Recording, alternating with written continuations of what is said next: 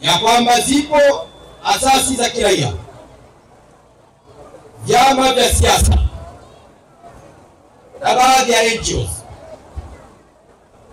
kutumika kutaka kuchochea vurugu katika taifa letu.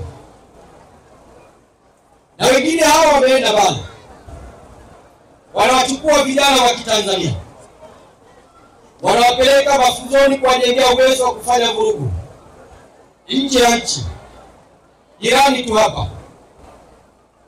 Niwaambie, taarifa zenu tunazo na tunawajueni, na mimi muda ukifika nikiona tabia hii bado unaendeleza, nitawataja hadharani ili serikali ya Jamhuri ya Muungano wa Tanzania iweze kuwachukulia hatua mara moja. Sisi jumuiya ya Umoja wa Vijana wa Chama cha Mapinduzi tumejipambanua kulinda amani.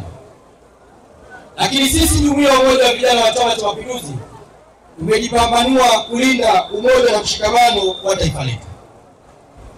Lakini pia sisi jumuiya ya Umoja wa Vijana wa Chama cha Mapinduzi tumejipanga na tumejidhatiti kuhamasisha vijana juu ya umuhimu wa kujenga uchumi wao, lakini pia na kupenda nchi yao na kamwe kutokubali kutumika katika machafuko ya nchi yetu. Vijana oye! Vijana safi!